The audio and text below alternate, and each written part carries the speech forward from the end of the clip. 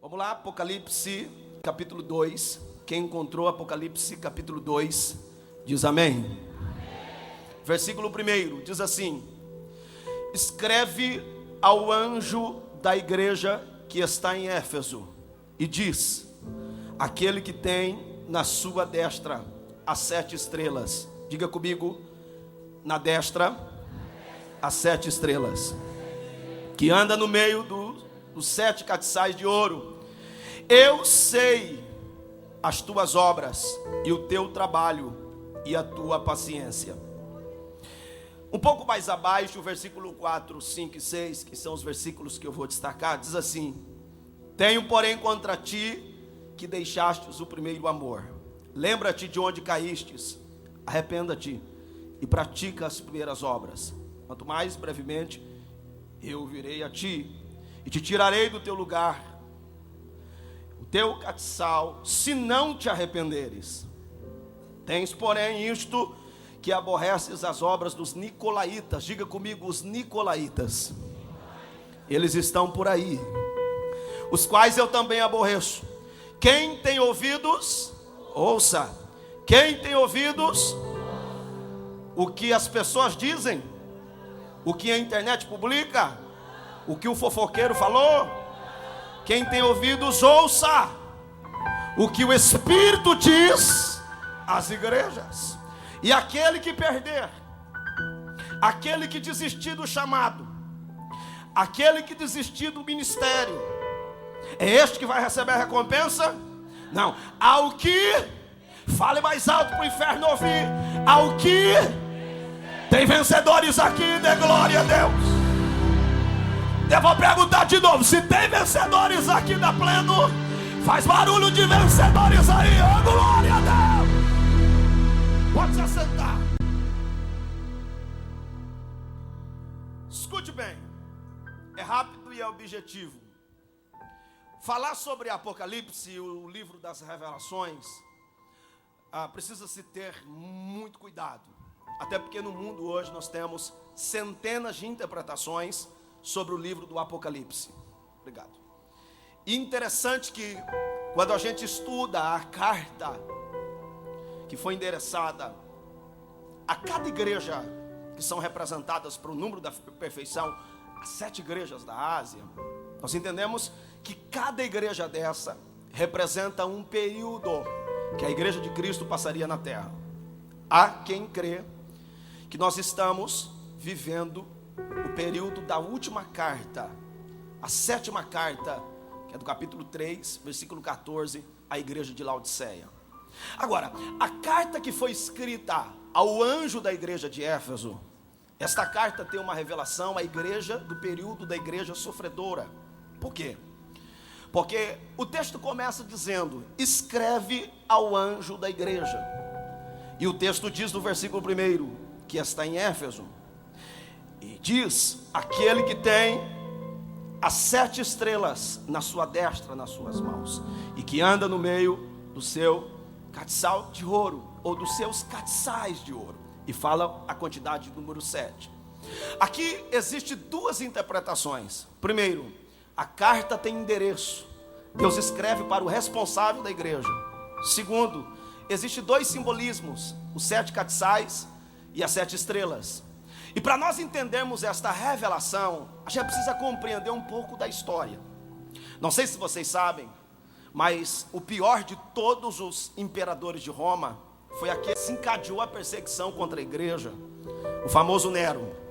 Nero, ele começa a reinar e se torna imperador de Roma ainda adolescente. Com 14 anos, Nero foi considerado um homem adulto. Com 16 anos, ele começou o seu império louco. 14 anos depois, Nero morreu. E ele mesmo cometeu o suicídio, o famoso suicídio assistido. Ou seja, ele pediu para alguém o matar, e ele assim o fez.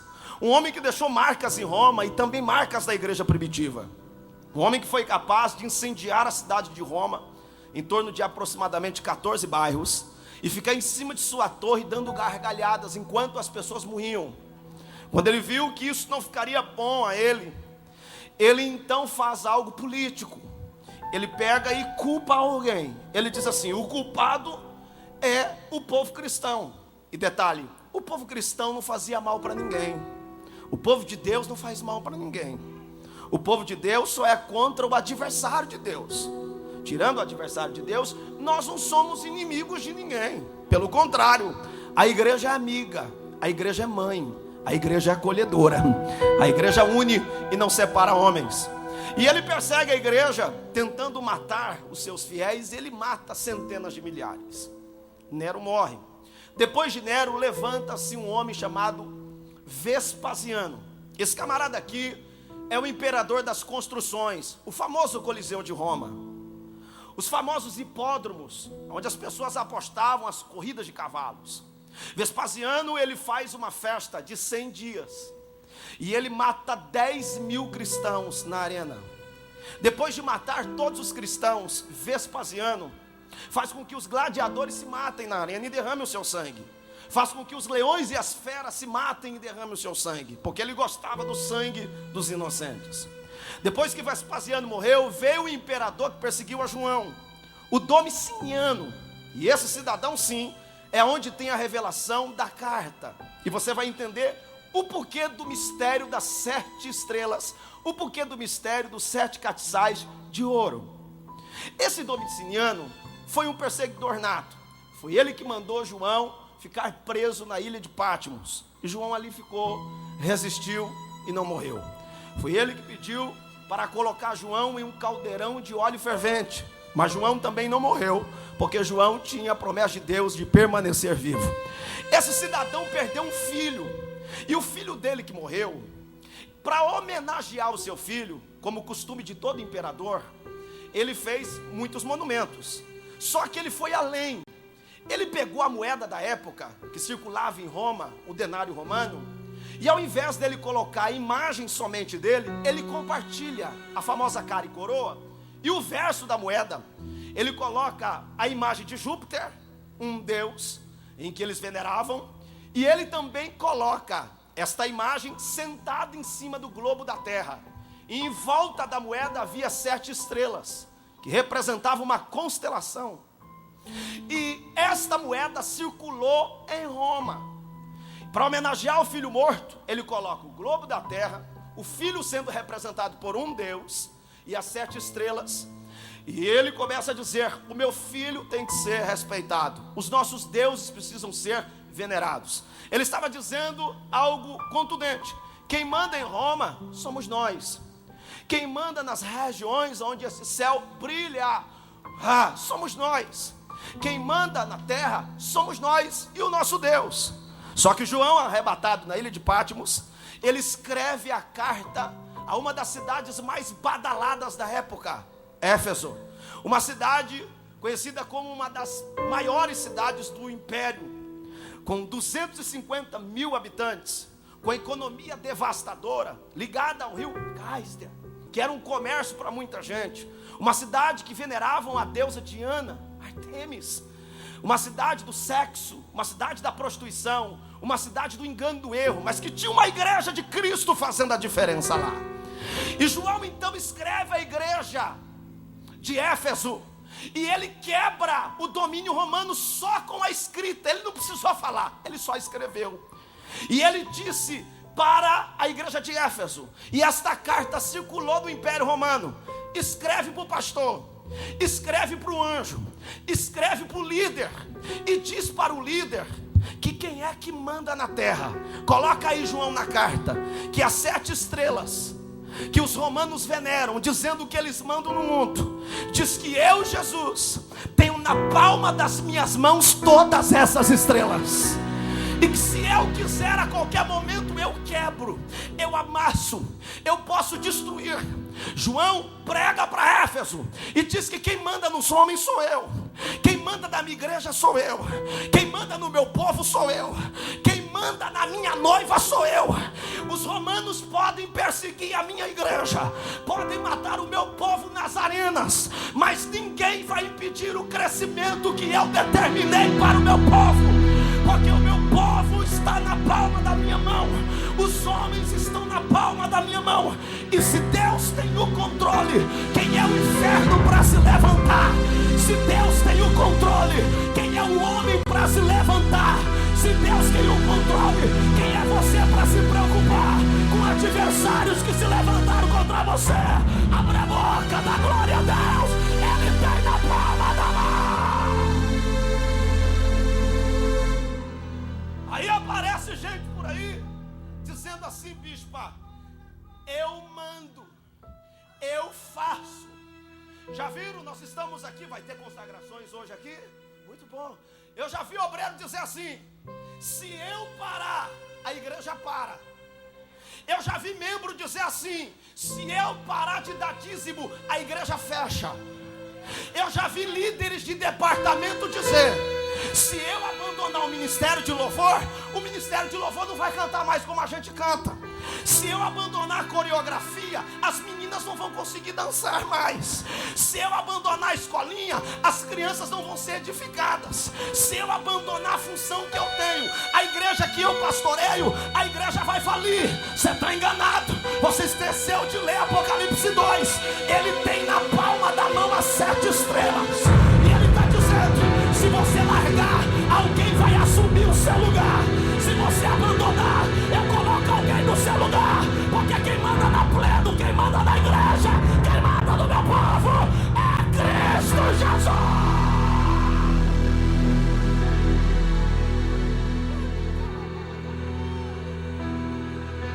Você está achando que você é insubstituível? Está com essa unção macabra de ficar pulando de igreja em igreja? Está achando que quem manda na igreja é você? Cristo não abre mão de um amante no relacionamento dele com a noiva. A noiva é dele, a igreja é dele, a igreja é dela. Vamos lá, incomode alguém do lado. Porque se ele não dá glória a Deus, a carapuça está servindo.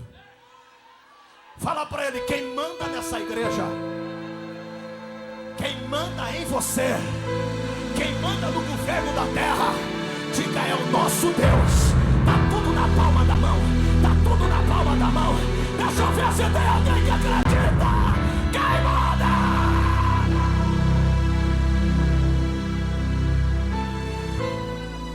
Essas 7 estrelas representam os 7 pastores.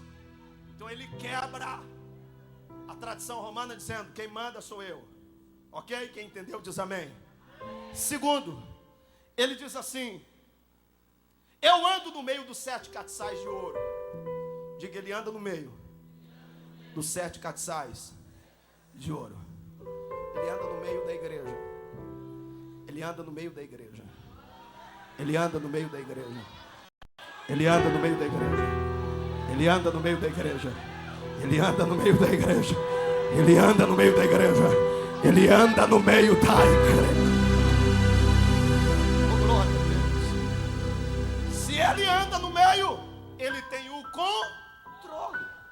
Se ele anda no meio, ele tem o domínio. Se ele anda no meio, é ele quem faz. Se ele anda no meio, é ele que direciona. Só que aí que está o detalhe: além dele estar no meio da igreja, ele anda. Pastor, não entendi. Se você parar, ele continua andando. Se você voltar para trás, ele continua avançando. Se você se esfriar, ele continua em movimento. Não entendeu? Não entendeu.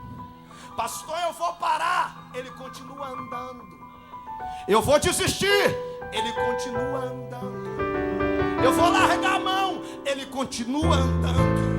Eu não sei mais o que fazer, ele continua andando. Enquanto você dorme, caminha. Enquanto você ora, ele caminha.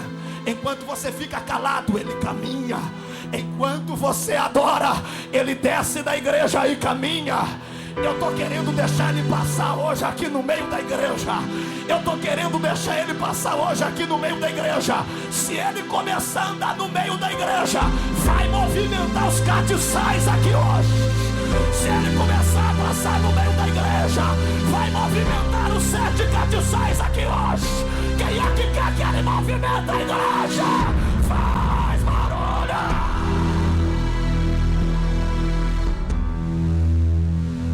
Na visão judaica, Existe uma interpretação. Para um minyan, que para quem não sabe, o minyan é o quórum de 10 homens para fazer uma reunião religiosa judaica. Precisam de 10 homens para fazer um culto. Quantos homens? Jesus quebrou isso. Ele disse em Mateus 18:20: aonde estiver 2 ou 3, eu estou no meio do meu. Não pegou. Para os judeus, o minyan era composto de 10 homens. Para o cristianismo, não. Eu e você somos maioria. Você e Deus é maioria. Pastor, mas se eu estiver sozinho orar, Deus não me visita. Porque você disse, eu não, foi Jesus que disse, 2 ou 3 pessoas. Mas você esqueceu que quando Jesus foi arrebatado, Ele disse, eu não vos deixarei sozinhos, eu enviarei o meu Espírito Consolador. Mas pastor, o Espírito Santo não é uma pessoa. Quem falou? O Espírito Santo é a terceira pessoa da Trindade. Quer dizer então que eu não preciso de 10 pessoas para fazer uma sinagoga. Eu não preciso de 10 pessoas para fazer um culto. Aonde eu colocar a planta do pé, Ele anda no meio. Aonde eu colocar a planta do pé, Ele anda no meio. Já tem gente que está pegando lá, já tem gente que está pegando aqui. Só da glória a Deus quem acredita. Ele está andando no meio da igreja.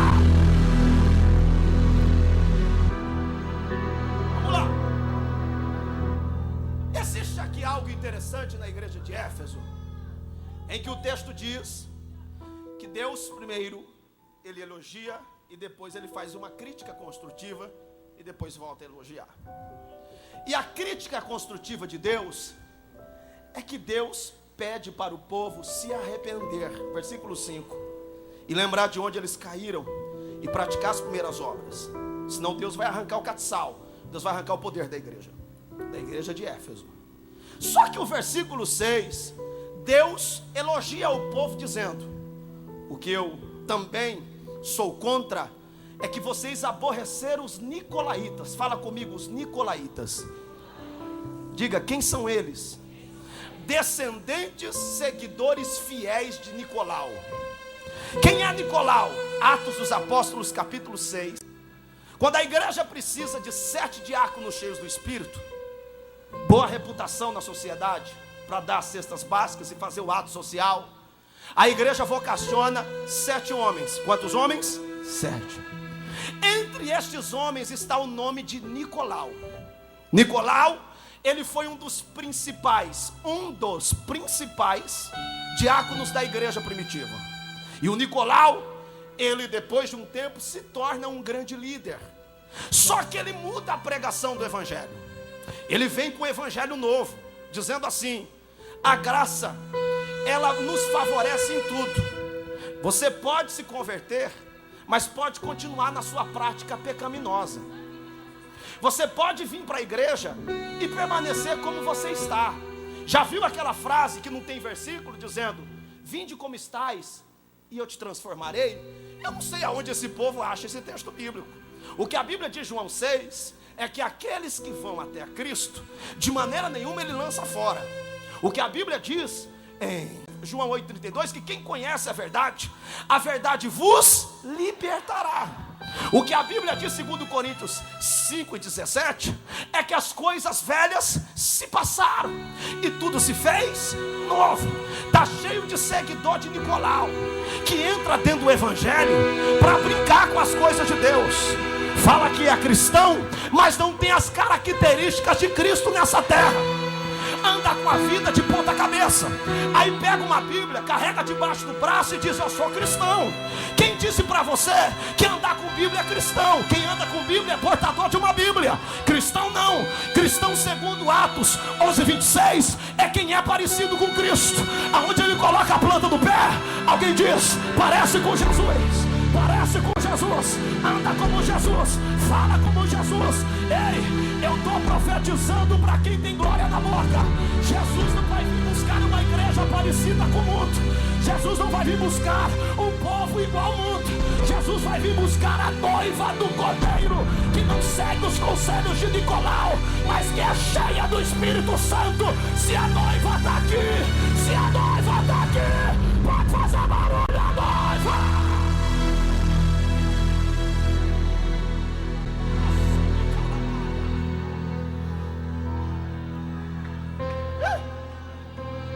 Está cheio de obreiro Nicolau por aí. Quem que é o obreiro Nicolau? É aquele que não tem coragem de pregar a verdade. É aquele que não tem coragem de falar o que Deus manda. Se intimida por um dinheiro, se intimida por um status, se intimida por uma posição. Esse tipo de obreiro frouxo, ele é seguidor de Nicolau. Gente falsa não pode ficar dentro da igreja, não. As pessoas querem ouvir a verdade, as pessoas não querem ouvir mentiras. As pessoas querem ouvir uma pessoa que tem coragem de falar.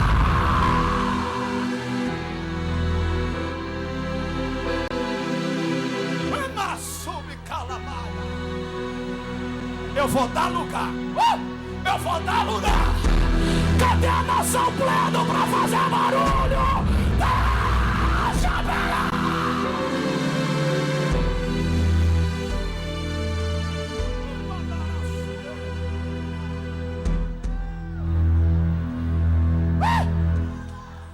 É me cana maçué. Vou mandar a cheiro.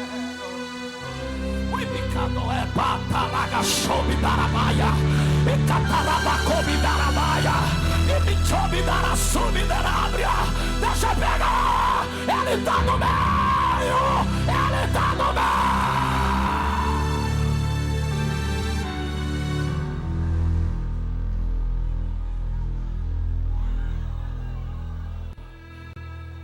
Ô glória! Quem que é o Nicolau, ou seguidores de Nicolau na era primitiva? São aqueles que fazem parte do cristianismo, mas não tem transformação. Ele é cristão, crente, tá? Cristão é uma coisa, crente é outra. Crente é quem acredita. Ele é crente e ele mente, ele rouba, ele engana, ele usa a rede social para falar mal das pessoas. Fofoqueiro, leva e traz, divisor de ministério, caluniador. Isso daqui é a nata suja de Nicolau. E nós vamos dar um apelido para eles. Diga, quem são eles? Os nicks. Quem que é o nick? O nick é aquela pessoa que está dentro da igreja, mas a igreja não está dentro dele. Está dentro do evangelho, mas o evangelho não está dentro. Professa a fé, mas a fé não está dentro. Até porque em Apocalipse 22:11 diz: quem é sujo, suje-se mais, mas quem é santo,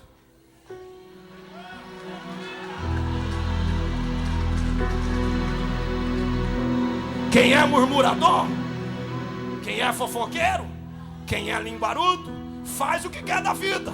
Mas adorador, fiel, salvo, liberto, não nasce para viver como o mundo vive, nasce para viver uma transformação de verdade.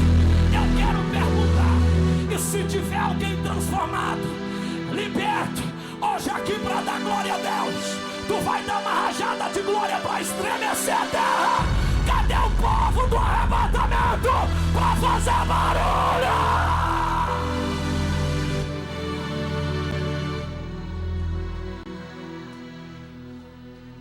A partir de hoje, quando você vê alguém dentro da religião falando mal de pessoas, caluniando alguém, não sendo um cristão autêntico, tu vai chegar nele, é coisa minha e sua, e vai dizer assim: toma jeito, Nicolau. Pode falar até no meio político que dá certo, eles não vão entender nada. Vê uma pessoa falsa, chega dele e fala assim: ô Nicolau. Ele vai falar: meu nome não é Nicolau, mas a característica é. É aquele que fala uma coisa e vive. É o falso, é o enganador. Aí você dá um apelido para ele, que segundo a história, dizem que tiraram até o nome da Nike aí, que significa vencedor. Só que é um nome um pouco mesclado, o tal do Nick, né? Isso tiraram, segundo o que a história diz. Eu não posso defender tanto isso, mas ok. Mas você chama ele carinhosamente de Nick. Nick. Ei, Nick. Mandou alguma coisa para você que não presta no WhatsApp? Bloqueia. Mas antes de bloquear, manda Nick.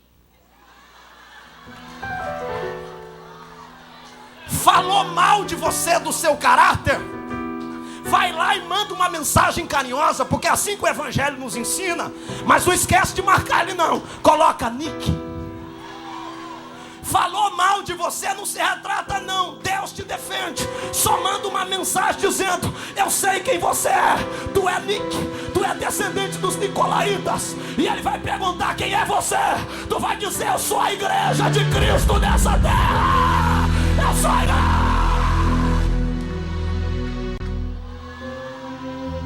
Pegue na mão de alguém.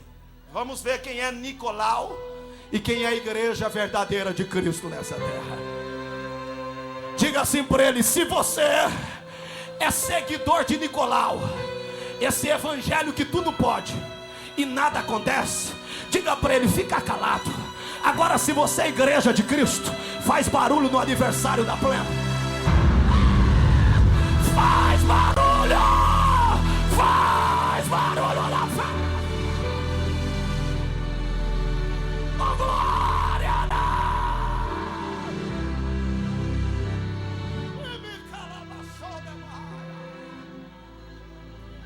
O tópico final é que Deus diz: eu tenho contra ti que deixastes o primeiro amor. Ó, aqui tem uma revelação.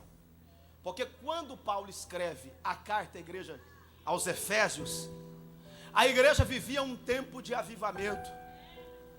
A igreja era uma igreja de oração, sofredora, mas que orava. Porque tem gente que só produz nas perseguições. Tem gente que só produz quando você o persegue. E tem gente que só cresce na pressão. Sabia disso? Esses dias alguém disse assim para mim: o senhor não tem medo de pressão? Quanto mais pressão para mim, mais gostoso fica. É só espremer a azeitona que sai azeite. Eu gosto. Mas tem gente que é assim, esse é o processo. E a igreja de Éfeso era uma igreja oprimida, mas uma igreja vencedora, que não se curvou diante do pecado. Quase 4 décadas depois, na era de João, do Apocalipse, a igreja tinha se esfriado. A igreja é considerada o berço do avivamento. A igreja que vive hoje a parte histórica na Turquia, a famosa cidade de Éfeso, arqueológica, essa cidade ficou para a história, mas a igreja que estava ali dentro fez a diferença, porque ela foi uma igreja vencedora. Só que os anos se passaram e ela se esfriou. Quem orava deixou de orar, quem buscava deixou de buscar, quem adorava deixou de adorar, e o povo se esfriou. E Deus então diz: fala para eles, João, que o que eu tenho contra eles é que eles deixaram o primeiro amor. Mas diz para eles que se eles se arrependerem e tiverem coragem de voltar ao primeiro amor e se arrepender de onde caiu, eu, Senhor, voltarei a eles e não permitirei que tirem deles o catiçal. Então tem textos na Bíblia Sagrada que dá a entender que Deus tem esse sentimento, porque nós temos características divinas, assim como Deus também tem características humanas. Eu já falei um tempo aqui sobre o antropomorfismo. Eu já falei aqui sobre essa origem de Deus se manifestando na forma de homem. Eu já falei aqui para vocês um tempo atrás sobre essas características divinas. Agora, Deus também sente. Deus tem sentimento, sim ou não? E lá em Jeremias 2:2 está escrito: ó Jerusalém, eu tenho lembranças de ti. Pode colocar ali saudade na língua portuguesa. Quando tu era moça e eu andava no meio de ti, quando tu estava no deserto. Por que Deus fala para Israel que tem saudade de Israel quando ela era moça, quando ela era jovem? Porque quando Israel estava no deserto, o deserto era o lugar que Israel ouvia a voz de Deus e buscava. Lá em Oséias 2:14, Oséias 13:5 está escrito: atrairei Israel no deserto, e no deserto falarei no seu coração. O deserto é o lugar que Deus fala com os homens. O deserto é o lugar que Deus estreita o relacionamento com a humanidade. Deus não aceita amantes no seu relacionamento com a igreja. Por isso que você não pode dizer: a igreja é minha, porque se você falar que a igreja é sua, você é amante, e você está querendo destruir o casamento divino. A igreja tem dono, a igreja é do noivo, a igreja é do cordeiro. Só que da mesma forma que a igreja é do cordeiro, o cordeiro é da noiva, e o cordeiro não quer ficar longe de você. O que Deus quer com você é um relacionamento íntimo. Chega de estar dentro da igreja e não viver uma vida de transformação e de renovo. Eu vim aqui hoje profetizar para quem tem glória nos lábios. Deus vai abrir o céu sobre esta igreja. E quando Deus abrir o céu aqui no barulho do glória a Deus, Ele vai fazer com que o céu desça bem pertinho de nós. Sabe o que vai acontecer? Tem gente aqui que vai matar a saudade dos velhos tempos. Tem gente aqui que vai matar a saudade das orações no monte. Tem gente aqui que vai matar saudades daquelas igrejinhas pequenininhas que vocês eram, mas eram totalmente cheias da unção.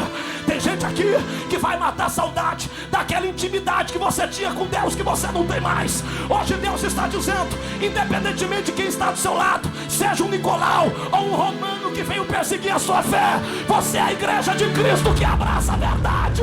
Não tenha vergonha, não tenha medo.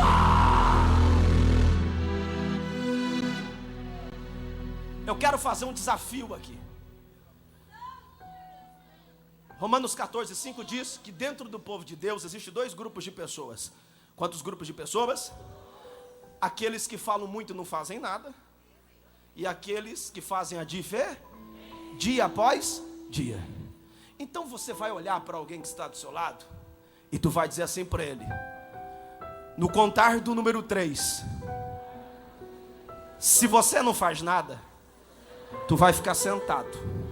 Mas no contar do 3, se você avança, se você acelera, se você está vivo, se você não desiste, tu vai dar um salto dessa cadeira e vai fazer barulho. É no contar do 3. Já tem gente de pé.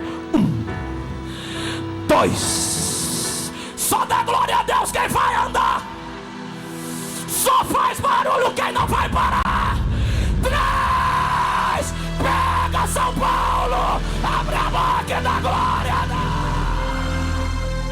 Deixa pegar. Deixa pegar. Esta é a igreja do arrebatamento. A igreja que não se vergonha.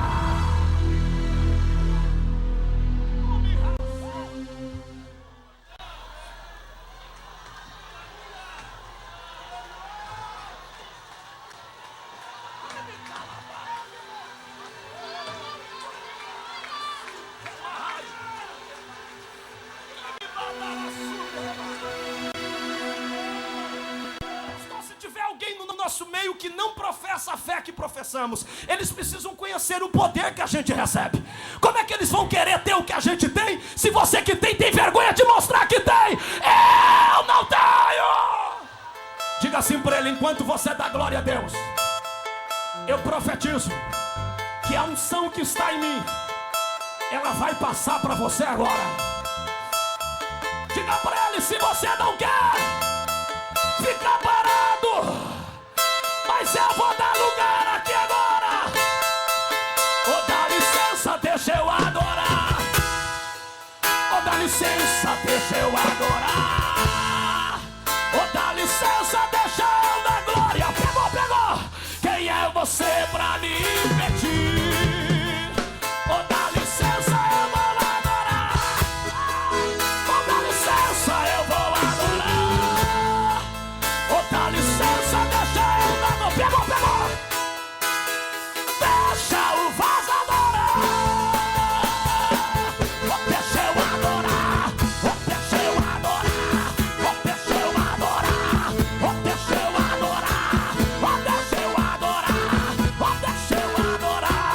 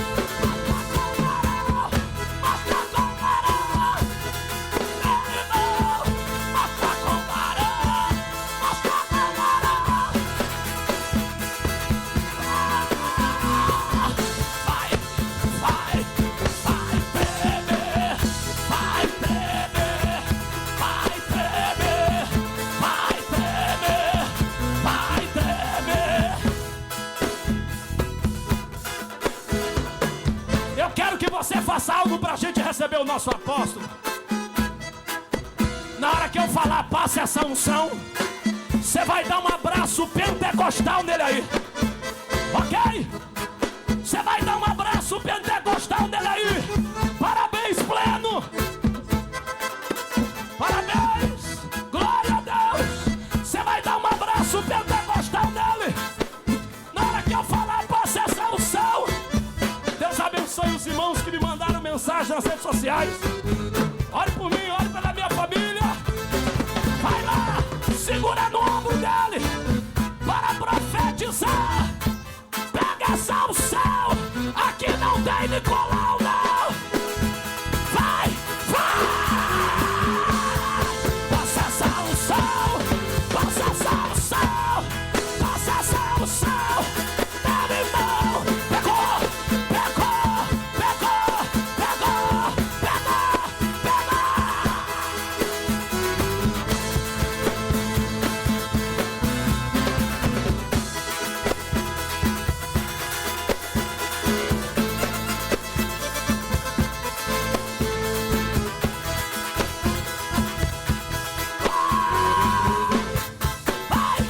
Glória! Ai.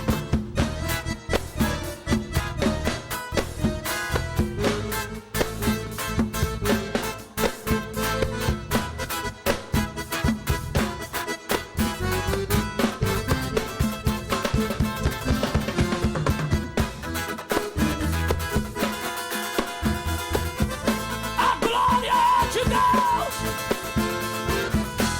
Levante as duas mãos bem alto. Segura, segura em mim. Levante as duas mãos. Diga bem alto: eu não sou nicolaíta. Eu sou a igreja de Cristo. Cresceu, menino, cresceu. Levante as mãos. Aplaude a Jesus e dá glória a Deus.